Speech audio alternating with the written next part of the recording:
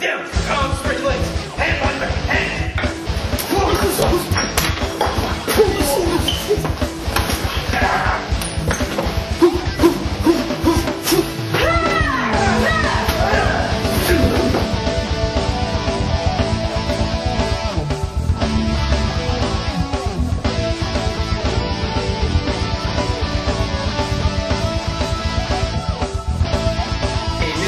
Weapon defense section, what we're looking at is the frontal stab.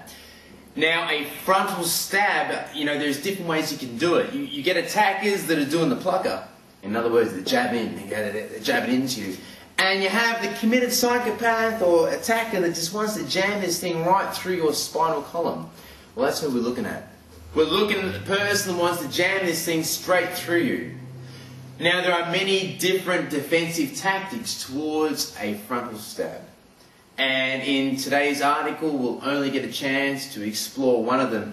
But what I've done is, I've done the most simple and basic module so each and every person watching this segment can perform it. Really simple ways that are safe, that work, and of course that are logical. And in essence, if you are training in self-defense systems out there and watching this, what I always say to you is, never train in a system that is illogical.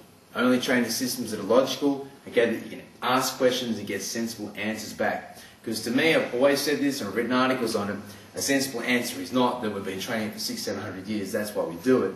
A sensible answer is agreeing with your logic, explaining, well, this is why it works, and you can logically make an assessment on that and go, okay, that makes sense. Okay, don't believe in hoo-ha, that's not true. Anyway, let's get into it. Let's teach you some self-defense moves against frontal stabs. Okay, now today is going to be very basic as I discussed, but it's going to be effective and it's going to work. Nothing flashy, nothing fancy, just sensible self-defense tactics that work. Okay, we've got Dominic here. Now the first thing we're going to discuss is the frontal stab coming through and how to deal with that. Well, to educate you, I'm going to have his arm out here and explain something. When something comes out forwards at you, you've got three different things you can possibly do.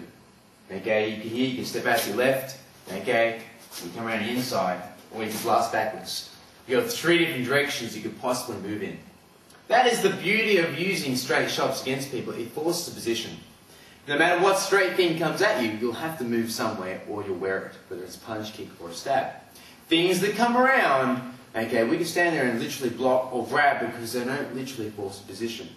Okay? Also remember that things that come in a straight line normally the shortest distance between you and them, so they're a bit faster in essence when they're being launched. Now, as a safety measure, what we're going to look at today is a really sensible option. And as discussed before, there's many different options. This is one of many, but a damn effective tool at that, and I think you'll like it. So I'm here, my partner comes through that frontal stab, and I blast my backside right out. Why? Because I create space between him and me on that blade. You see, there's a space. And this way, if he's a big, powerful bloke and does punch through, I can redirect that energy to another area without me sucking it up. You've got to remember, with knife defensive tactics, you need to be a lot more dynamic. It's not like being in unarmed combatives. You need to be loose and fluid and moving around, because any time this sucker waves by you, you could get slashed or injured, and you're getting diminished each and every time that you wear a hit.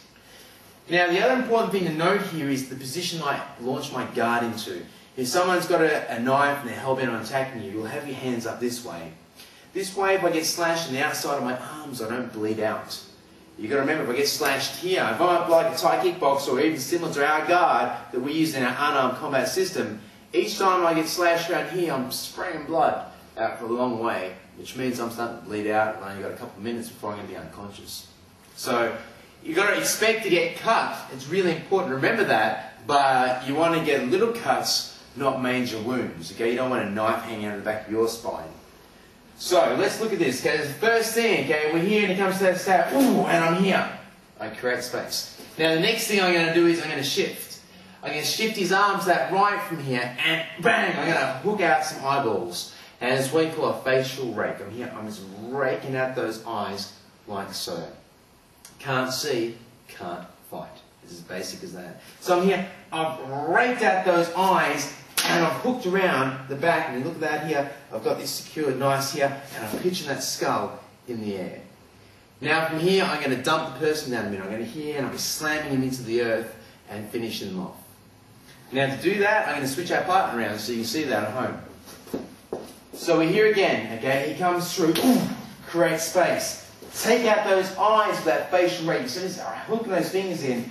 And you know what? Remove empathy. Get used to it and happy. Be Mr. Hyde, okay? And hook those suckers out of his head. Because that's what I do, okay? If I'm in a real situation, I don't care about him, okay? I'm going to pluck his eyeballs out. And when I finish the fight, I'm going to put them on my mantelpiece. Okay? That's the way you need to think. I'm here, I come around, you see here, I've grabbed the back around here and I've grabbed his jawline. And I'm pitching up in the air, I step around here like so. And from here it's going to be very basic. I'm going to raise this left leg up. And I'm just going to squash that skull as much as it takes. Like so. Here, boom, hammer it in. And from here I'm just going to go back to the double knee right module. And from here I'm going to grab that thumb pit and scoop the knife out. If, you know what, you're a commando behind enemy lines, okay, an SAS soldier, then maybe it's necessary, okay, to finish him. If you're a normal civilian, okay, well, your option maybe is, okay, hold him here till the police comes and have something to arm yourself with. Same with law enforcement. You're here, you've got the threat, you've taken it away. Okay, I'll put the threat away, I'm calling someone to help me out. Okay, he's up. Only do things that are necessary for your survival, and obviously they're in the framework of the law. It's very important to remember that. So he's here. He comes through. Eyes here. Take him down. Here. Boom. Okay. Finish him. Strip. Okay. And do what is necessary for my survival. One more time. I'll do it slow for you. He's here. He comes through. I seize. Take out the eyes. I hook. And in reference point to here, if I rotate. Go around for 1 minute. I grab the jawline. If he gets a little bite, he probably won't because I'll squash his jaw. But if he gets a little bite, I'm not worried about that because I'm going to slam his skull on the earth. I know some trainers teach this method. Okay? Well, you know what? If this guy's a big gorilla with massive trapezium, okay, and he's a really strong guy, I ain't shifting shit. Okay? I want to make sure that when I rotate his head down and spin it towards the ground, I slam him hard and fast. So I'm here. I've come in. I raise up, slamming him to the earth. Crack that skull. You hear? Crack the skull. And you know what? If he goes all limp, that could be just the end of it too. Doesn't mean you necessarily have to restrain him. I've got the weapon and I get the hell out of there or call someone, okay, help me out in the situation. So that there is this month's module on weapon defensive tactics.